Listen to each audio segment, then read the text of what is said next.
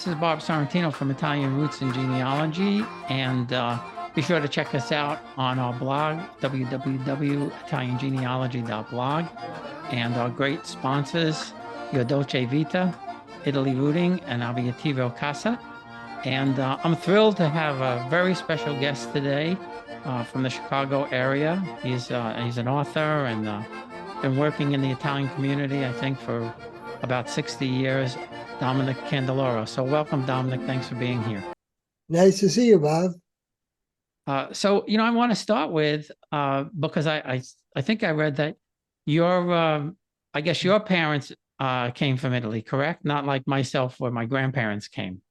Oh, yes. My mother came as a child in 1914. She's a 5-year-old child.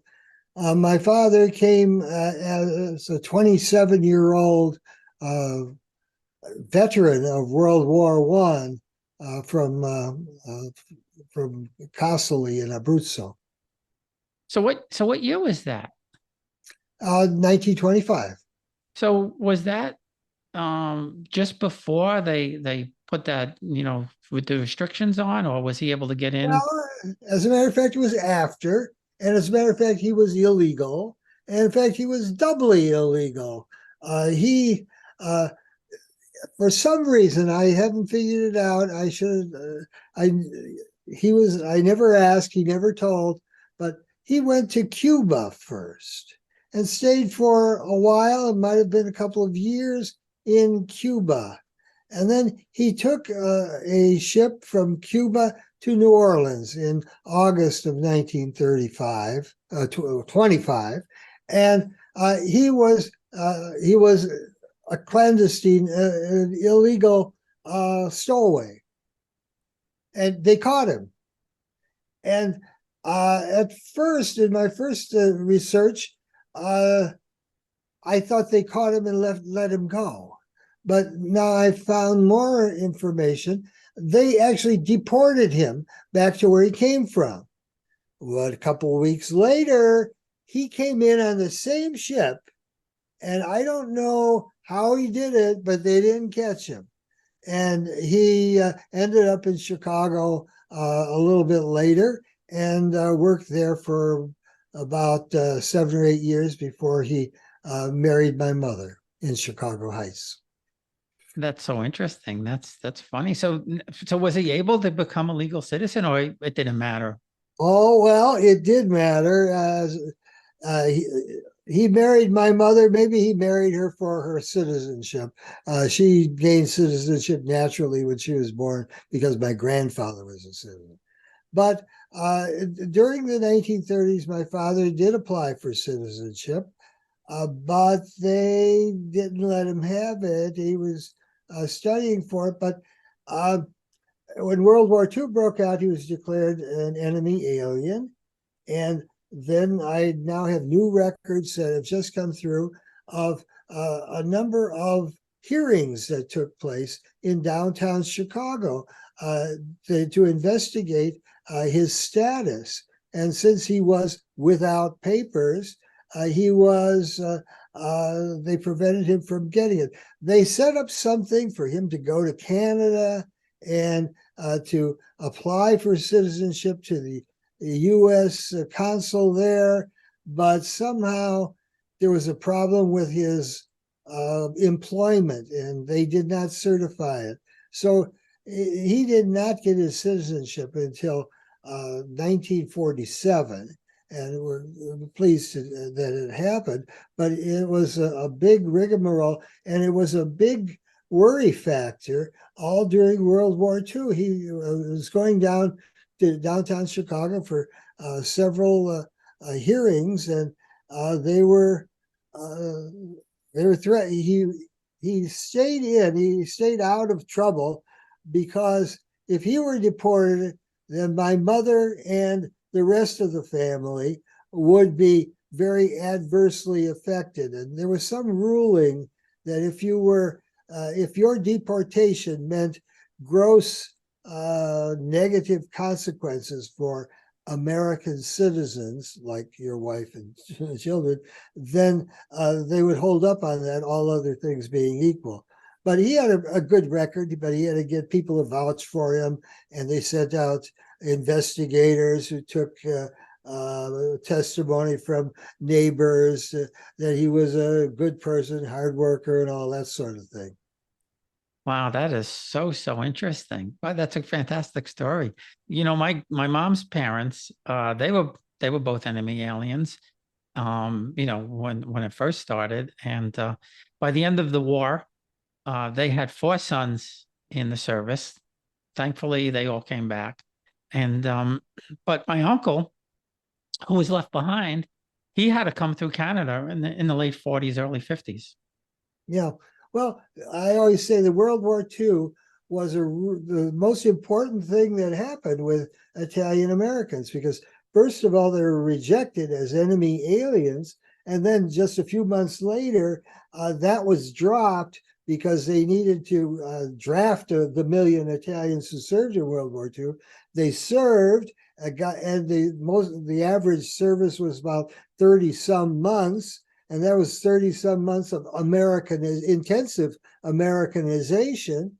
And then once they got out of the service, they got the GI Bill, and they were veterans. So they got bumped up in the middle class in some respect. It was bad, and then before it got better. And it got significantly better into the 50s and 60s. Yeah, no, absolutely. And you know, my dad, he enlisted. He was in the army. He wanted to be a combat photographer, but they Oh, told him he didn't have the background yet as a photographer. But they told him they were going to send him to signal corps school in not far from where I live now, Monmouth, New Jersey, and that the life expectancy for a combat photographer was 6 months, so he would get his chance. And but what happened was, I rethink that. yeah, no, he still wanted to do it, and he as soon as he went into school, he became he got I think it was a technical sergeant rating, and but he had a punctured eardrum, so they discharged him. And because all the photographers in New York, or most of them, were in the service, he became a photographer at the Daily News very quick. Oh, okay. And he did that until after the war, when the photographers came back, and then he was a newsreel photographer for WPIX, and then later on he was back to doing photography for the New York Daily News. Yeah. Well, we haven't had the full scale war since World War II, but that sent all of society into a whirlwind. That a lot of things were possible, both good and bad, for the participants. Yeah, absolutely. So what did your father do? What was his Oh, he was a employment? construction laborer all the rest of his life. Uh, Fairly low status. He was a member of the laborers union, that famous for its corruption and all that, Las Vegas hotels, whatnot. But he ended up getting a pretty nice pension in the 1970s and 1980s when he retired. So as bad as they were a benefit to him and the family in his retirement. Yeah, well, you know, those I say this all the time, you know, my uncles they were all hardworking men, good family men. And you know, I'm very proud of that, you know. Yeah, well, it was humble work, and he never did speak English properly, and he some funny stories that I often tell. My father, when I was about 12 or something, I was helping my father fill out his timesheet for the week and where he worked and all that, and he said, "Well, on Tuesday, I worked in the whorehouse." You worked in the whorehouse? And and it turns out you worked in the warehouse. and then he'd go on, he couldn't tell the difference between Tuesday and Thursday. He said, on the second Tuesday, I worked. He thought there were 2 Tuesdays in the week, Tuesday and the second Tuesday. uh, he worked at another place, and so and he never could tell the difference. He'd look at television when sports was on. He said he couldn't tell the difference between basketball, football, and baseball. It was all the same to him. So he never really Americanized to that extent. He was always an outsider, and one of the feelings that I had was growing up was that my contemporaries had more Americanized fathers who were knew about sports and that sort of thing. Not my father. He had a garden. He spent all of his time working in the garden, and the hell with the sports world. He had no use for that. Yeah, well, that was probably smart, I suppose, you know. But as a kid, I could see what you mean. So now I know you've been active in the Italian American community for, like I said, I guess 60 years or more. Since the What kind of 1970s, especially, yeah. yeah? So what spurred that on? I mean, what got you so excited about Well, that? there were a lot of things. When I was growing up, it was in the shadow of World War II. And when anybody referred to Italy, they usually used the term war torn Italy. This sort of thing happened. They're starving there. My mother and father were making up packets to send to Italy. We were sending spaghetti. We were sending coffee. We were sending our old shoes and our old clothes. What the hell kind of a country was it that needed our old clothes and needed to have food from us, who we considered ourselves poor?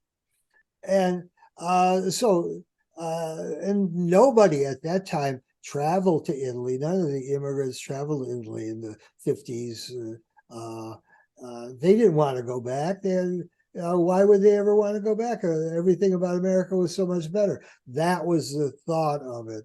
Italy was not a place to admire. Being an Italian American was not a plus.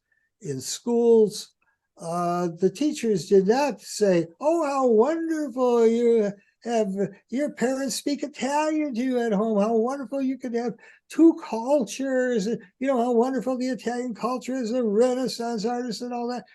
Nobody ever said that. No teachers ever said that to me.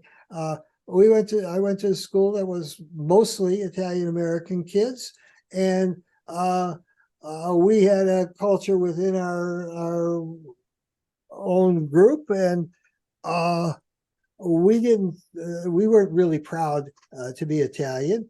We knew Italian. We knew most of the cuss words, but there was no desire to learn Italian language.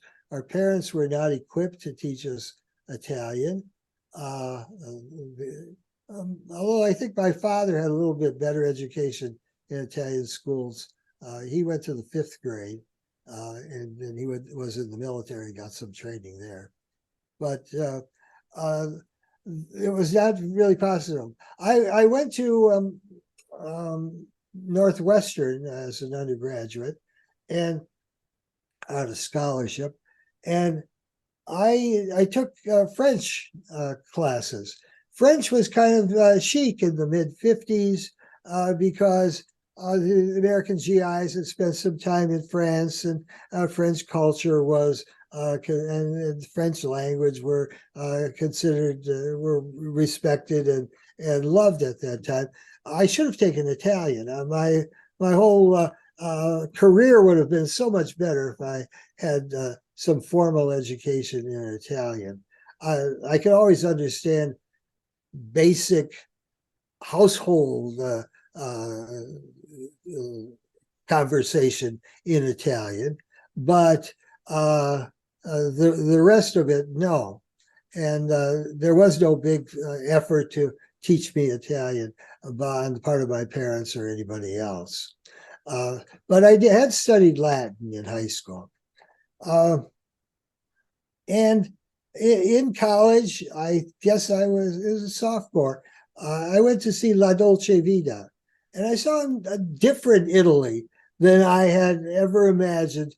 There's nothing more, except for there are some segments of La Dolce Vita that did treat the village life, but the modern part of Italy in the movie La Dolce Vita were really striking to me. And I said, oh, this bears another look. And I saw the movie 4 or 5 times, and I brought friends to see it. And it is a landmark in my life. I got much more interested in Italy. And then in graduate school, pretty far along, I trained as an American historian of the 20th century, and I focused on Chicago. I did a biography for my dissertation of Lewis F. Post, who was an editor of a progressive newspaper in Chicago from 1898 to 1914 or something. And during when I was in the latter stages of my graduate student career at the University of Illinois in Champaign, Rudolph Vecoli joined the faculty. He was hot stuff at that time. He had recently written an article challenging Oscar Handlin, the Harvard historian, who had talked about the brutal filter that all the ethnic groups had gone through, all the immigrants had gone through, that had decimated their cultures and melted the immigrants. Well, Vecoli he was at the University of Wisconsin for graduate work, and he had done this dissertation on Italians in Chicago. And his research showed a much slower melting, and in fact, in many cases, almost no melting of the people that he interviewed and that he visited. And instead, he emphasized that Oscar Handlin had greatly emphasized that brutal filter. And so this was the beginning of a new appreciation for the continuity of ethnicity. And this is about the same time that the book came out about New York. There was a shift in the scholarship on immigration away from the old melting pot toward an appreciation that ethnicity has still played a very big role in American politics, American economics, and so he was at the forefront of this. This was in the mid '60s. He came to University of Illinois, and I worked as his research assistant for a while, and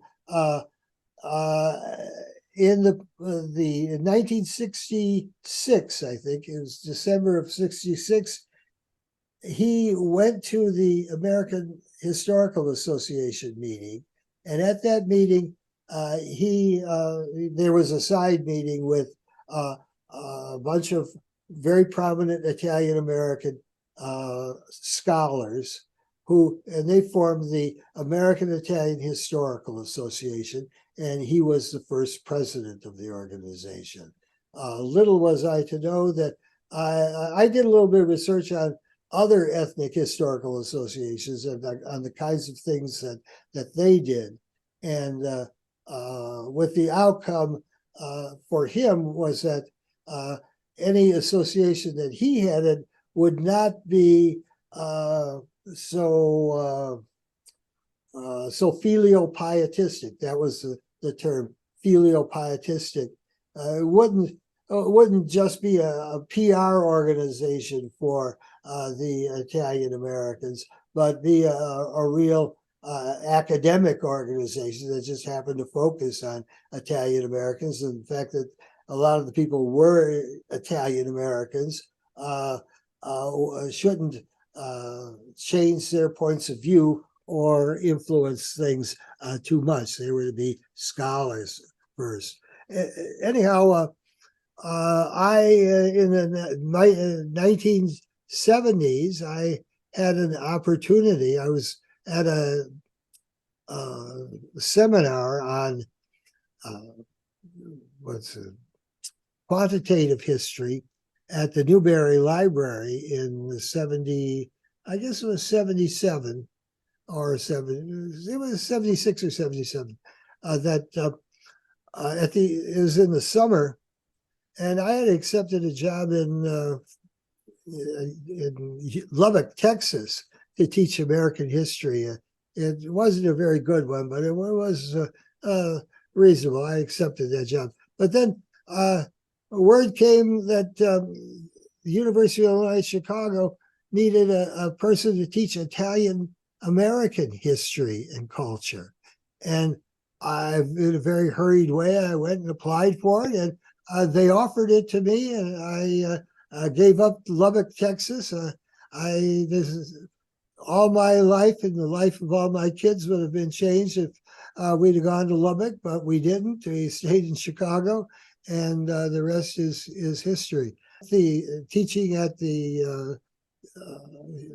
it was the Chicago Circle campus, which happened to be in an area that was raised, an Italian American neighborhood that was raised in order to build the university. So the university has sort of a guilt complex. But in any case, a club called the Italian American Executives of Transportation put up the money, I think it was like $20,000, to pay a professor, which turned out to be me, to teach Italian American history. And I did it for about 5 years there. And in the middle of it, I got involved with the American Italian Historical Association, and they had begun a project to do a major history of an Italian Americans in one of the big American cities. And I eventually became the executive director of that, wrote the grant proposal and became the executive director. And we had about $300,000 to document and share the history of the Italians in Chicago. And that turned out to be a project with 100 oral histories that were typed, taped, and delivered. We did a major collections effort, and with about 20 or 30 different workshops around the city and the Italian community to collect photos, documents, and memorabilia. Ultimately, we put together an exhibit at the Chicago Public Library Cultural Center downtown, and we had money. The money wasn't coming out of our ears, but we had money to hire people to do the interviews. We had money to hire people as assistants for this and that, and to fund exhibit design and all that. And that was a fantastic period of activity. Every night I was out in the community at one club or another, asking them to give us their stuff. And we did create an archive of Italian American history in Chicago that is at the university, Chicago UIC, and so that was a very stimulating thing. And I don't know of any other.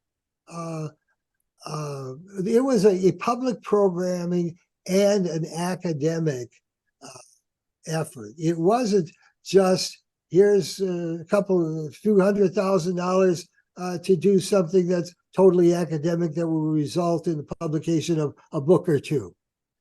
This was reaching out in the community. And well, we got some criticism from the academics for not being so strictly academic. And we got some criticism from the Italian American people for being too academic. So we were right in the middle there.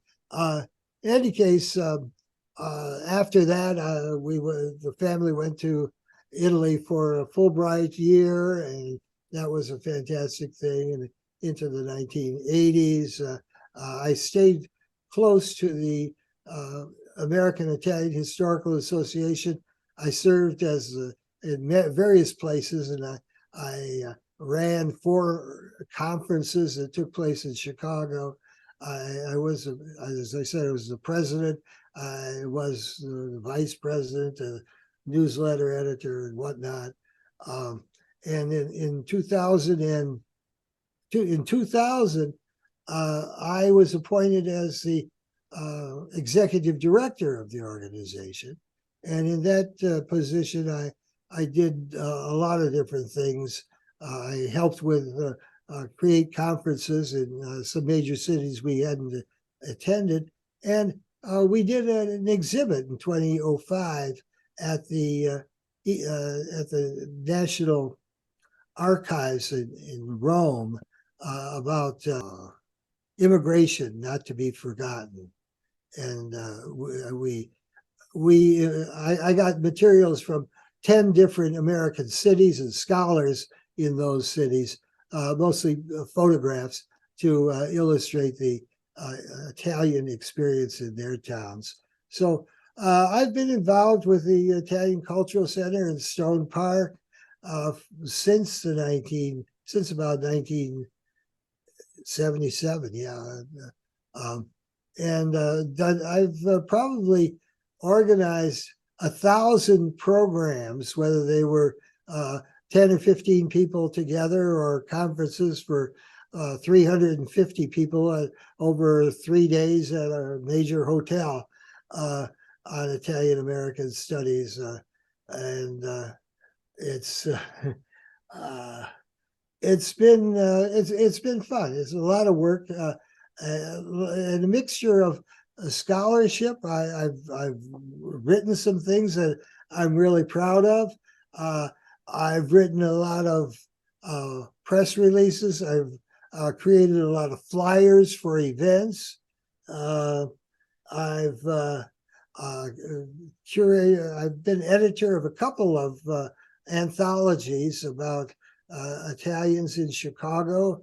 One is called Reconstructing Italians in Chicago, and that was started as a conference in 2008 that took place in Chicago. And then in 2014, we put together a book on Italian women in Chicago that was a big success. And again, I've written a number of there must be a number of Arcadia books, mostly pictures on the Italians in Chicago. For a while, I was assistant to the mayor of Chicago Heights, and we did the history of Chicago Heights as one of the first Arcadia books that came out in 1999, I think. And since Chicago Heights is heavily Italian, that ended up being a lot about the history of Italians in Chicago. And then the Arcadia people first they did just picture books, then they did something that turned out to be like interview books or oral history books. Then they did these heavier narrative books. So I've got a couple of narrative books in the Arcadia series. And altogether, I've done 8 or 9 Arcadia books, some with co-authors, but mostly myself. So it's been a lot of work. I enjoyed it though, so it wasn't such hard work. Yeah, no, it's fantastic career. And what's interesting about what you said is around the same time, Anthony Riccio, and I don't know if you ever heard of Anthony. Yes. Yeah, he passed away a couple of years ago. I don't know if you know that, but He was doing virtually the same thing, interviewing Italian American or Italians that immigrated to the United States, came in the early 1900s, who are now in their 70s. And, he's had several books on the oral histories, which was the way they communicated, right? They didn't write, Yes. they did it orally. Yeah. Well, I met him. I went with my wife to a conference that took place in Boston, and Mhm. I made my business to go and visit him. He worked for Yale, the Yale Library, and yeah, he's done some similar things. Some of it much more serious than the stuff that I've done, and we had a good friendship, and I was really sad to see him go. And actually, he had a nice job at the Yale Library, but he should have had a job as professor of Italian American Studies at Yale. And since Yale is in a community that's so heavily Italian American, they should have been one of the leaders in Italian American studies. Yeah, I met him just, I found him, I guess I was just, sometimes I just Google things and look for people, and he looked interesting, and he was just so gracious, and I met a couple of really good friends through him, but he was such a wonderful guy, and he kind of helped me with some ideas about, the book that I wrote. And just just a sad loss for the Italian community, the Italian American community. Yeah. But I'd like to ask you, um, what's your concern about the future for the third and fourth and fifth generation Italian Americans now, who are so disconnected, unlike us who grew up hearing Italian and being around family? What are you worried about? Well, I have some a nephew who lives in California. Uh, his son is an all-American kid. He is, I don't think he's anywhere. The only, I don't think he has any real awareness uh, of his Italian background. Uh, there's some stuff about Italian food and Italian food traditions that this family keeps. And I think that's wonderful. And they visited Italy. And when they visited Italy, he played soccer with the guys in the town and made a connection there.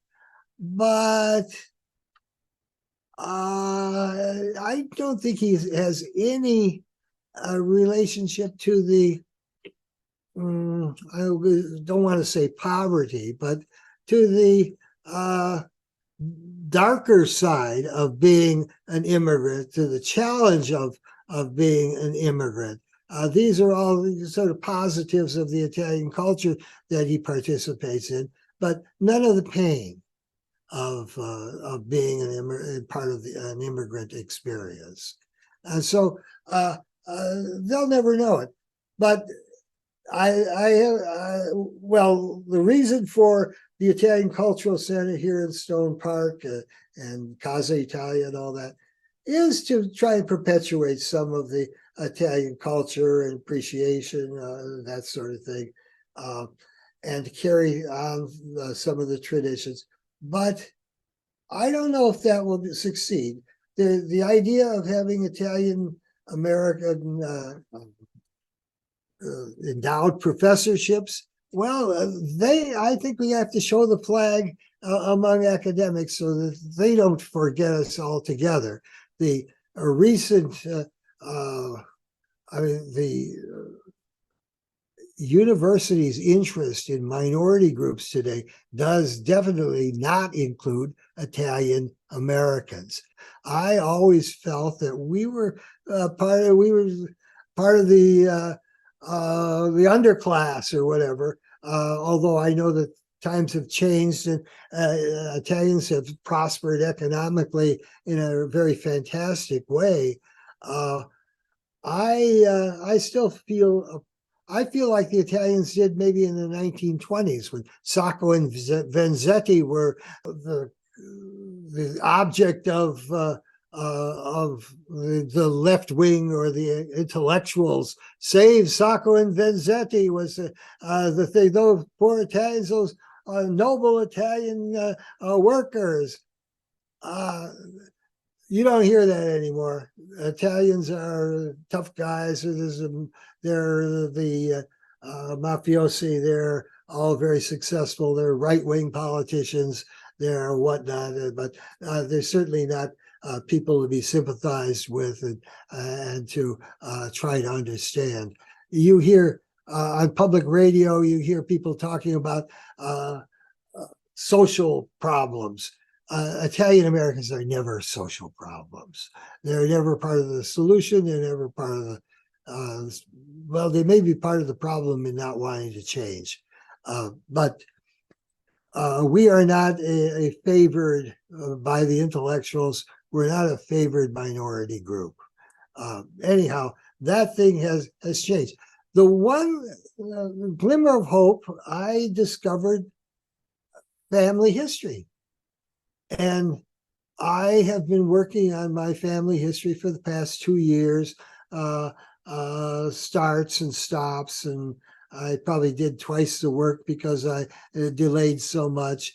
But I put together from photos, documents, memorabilia, and from research in genealogy, I put together something that's like a scrapbooky history of my family. And I went back to my grandparents, and maybe we've got names of my great-grandparents. That's a little hazy back there, but we have a pretty good accounting of the people who were important in my life. Now, it's not a great history of the Candeloro and Giannetti family. My mother was a Giannetti, her father a Candeloro. But I have I put this thing together. I published it on Amazon, and you, of course, know that Amazon does not charge you any upfront costs to publish on Amazon. It's a very reasonable cost to buy authors' copies. All you have to do is jump through all their hoops, and they got a lot of hoops. But you can produce a printed book, and it looks like any other book. And I did it, and I left a lot of blank pages because I didn't know everything, and I'm never going to know everything. Nobody's ever going to know everything. And there are other people in the family who might know. Let them fill in the blank pages, let them get back to me, and you can always update an Amazon book by sending up another upload. And I think this will give our young people no reason at all not to know who their great-grandfather was. It's in the book, and there's a little bit of description of them, and there's and lists are Family Search will give you almost instantaneously 20 documents about any person whose name you put in there. They'll then lead you almost immediately to 20 different documents that were crucial in that person's life. You could use that. Family Search will help you create family trees. Does it with some precision. You got to learn a little bit of Family Search. It's not totally easy, but things are a lot easier to do now than they used to be. And you could all do it all at home in your underwear. Yeah, that's for sure. Yeah, and I always tell people to, if they're just starting out, to go to Family Search first. First of all, it's free. And like you said, I like the way they build out the family better than Ancestry. I think it's easier to look at. My book, Farmers and Nobles, it's a little bit about my family history. It's a little bit about how I did my research. And it's a, it's a little bit about some of the fantastic stories that I've heard when I'm interviewing people, because uh, I don't think anything is an accident. I think we're meant to find stuff. Mhm. And well, also an important thing that we've encouraged people at the Casa Italia Library to write their autobiographies, or and one good way to do it, if you say, oh, I can't sit down and write anything, is to just do an iPhone video and upload it to uh, YouTube, and then YouTube does a transcription. Now, it does copy all the ums and ahs. You do have to go through and kind of reconstruct the grammar a little bit, but you've got, you talk for an hour, you've got 20, 25 pages of a transcript of a text that you're in which you're telling your story. So you can recreate you can't create a book by just talking with YouTube. Yeah, And, that's a great idea, and I didn't even think about that. That's a fantastic idea and the way to do it. And I guess for people who don't like to type, it yeah, makes it well, quicker. it's a little bit tricky. I think YouTube keeps changing their rules or their format. What you're supposed to click on to access the transcription, but the transcriptions are getting better and better. That's one of the positives of AI, to do better transcriptions and voice to type. So there are a lot of ways in which people can write their own stories. Now, these stories might not be bestsellers.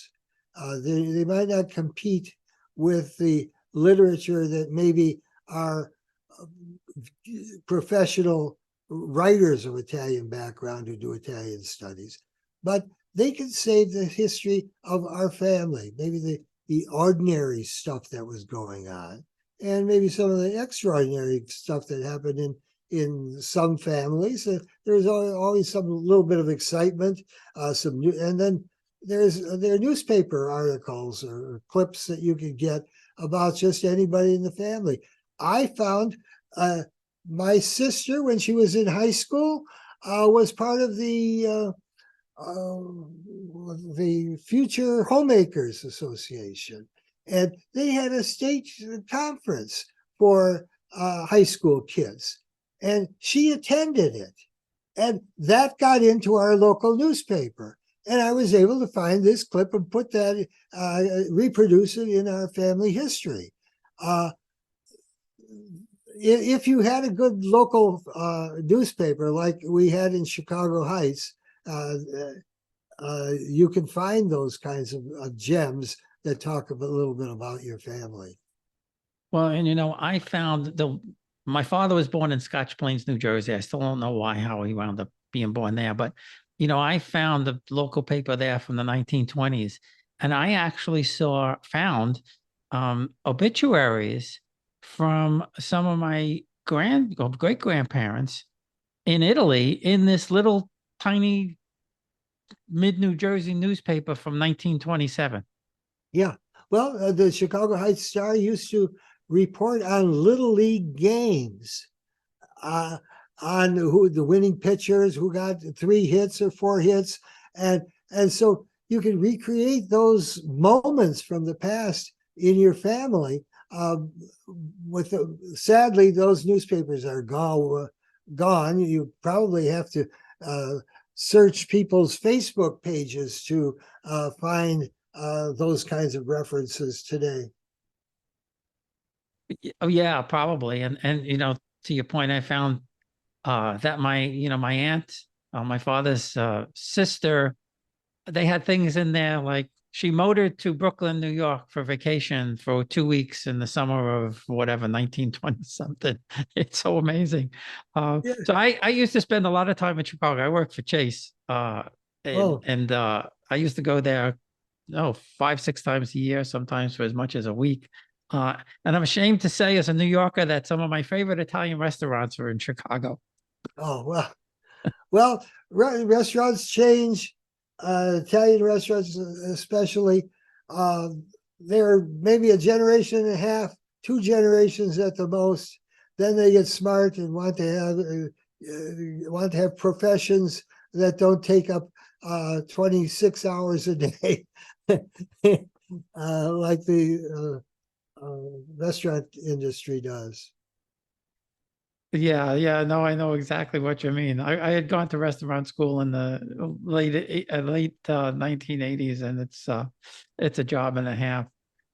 So one last thing for you, Dominic, before we go, um, what advice would you give to people? Where should people who are really interested in Italian American history, where should they go and look? Well, if they, well, first of all, go and see The Italian Americans, the special that was done by PBS in 2014, I think. It's about 3 hours long, but online they've cut it up into about 10, 14-minute segments or something. It covers, it's a base, it's a good base for going on into all the other things. And then there are the basic books. Everyone should read Christ in Concrete and Jerry Mangione's Mount Allegro for a taste of that generation in the 20s and in the 30s. And there's the big book, the Rutledge History of Italian Americans. If you get on further and if you're got some academic leanings, that's a great book to read. Actually, Arcadia Books has done 60, count them, 60 different picture books on Italians in you name the city.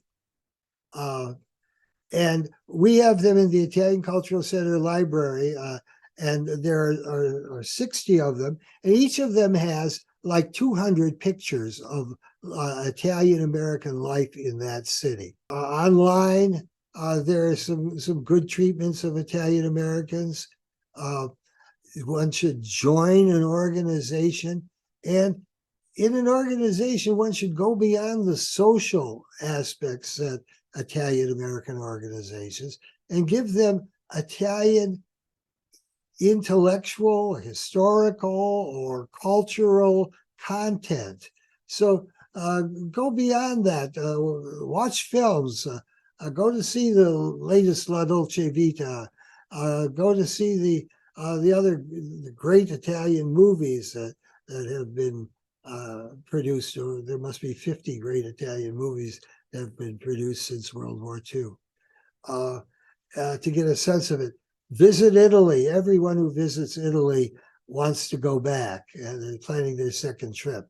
And Italy is not a one-trick pony or a two-trick pony or a three-trick pony. There's much more than Rome, Florence, and Venice in Italy. Every town.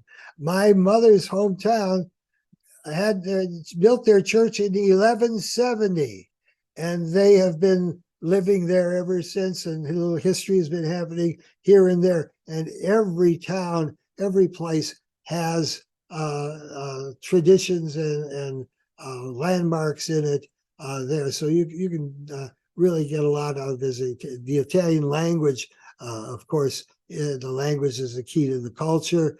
And my one regret in all this whole thing is that I never studied Italian language formally and rigorously as I should. I've been to Italy many times, and I can get along in Italian, but I am not a master of the language. And in my business, it would have helped a lot.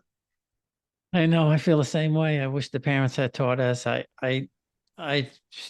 took a couple of classes in college way back, but I certainly didn't remember anything. But yeah, that's one of my biggest regrets that I don't know the language. And to your point, I tell everybody if you go to Italy, you have to go to the hometown. If you Yeah, don't go to the hometown, you haven't been in Italy. yeah, yeah. Uh, I have still have I'm lucky that I have relatives and friends enough so that people ask me about what's the best hotel here and there. Hey, I don't know. I hardly ever stay in hotels in Italy. Well, And, my dad has first cousins there that I met that I don't know if he knew when he was alive that they were still alive. It just blew me away to find out that my father's first cousins were still alive in Italy. They were in their 90s, obviously. Uh, but it was just shocking. well, we went to Italy in June of this year, and we visited my father's hometown area. This is he's from Casoli in Abruzzo, and we had an Airbnb in Orsonia, which is about 10 miles away. And instead of us visiting family members, we invited them to visit us. And I brought copies of the family history. Mm. And parts of the family history are in Italian, especially the parts that deal with my father. And and I did treat my father's branch of the family. We have a list of each one of his siblings and a little bit about them and their families. And so we presented it to them. We invited all the descendants of my grandparents who were married in 1894. And so we had nice attendance. About 30 of them came, and they seemed to be interested in carrying forward and cooperating. And so we were very pleased with the possibility of getting them to uh, uh, contribute to the whole project in the future. Yeah, and I met a fourth cousin. And when I first found my dad's mother's family, I had a first cousin um, that I found on Facebook, and she was just so great in helping me to find things and putting people together. And when we went to the hometowns, being there, and um, it's just it's an incredible experience for people who haven't done it and are planning it. There's nothing like it for sure. Um, well, listen, Dominic, I really appreciate you taking the time. My This has pleasure, been Doc. fantastic, especially with the history of Italian Americans and how people can find them. And we'll have to chat some more. Well, keep on working. Keep on working. All right, thanks. Appreciate it.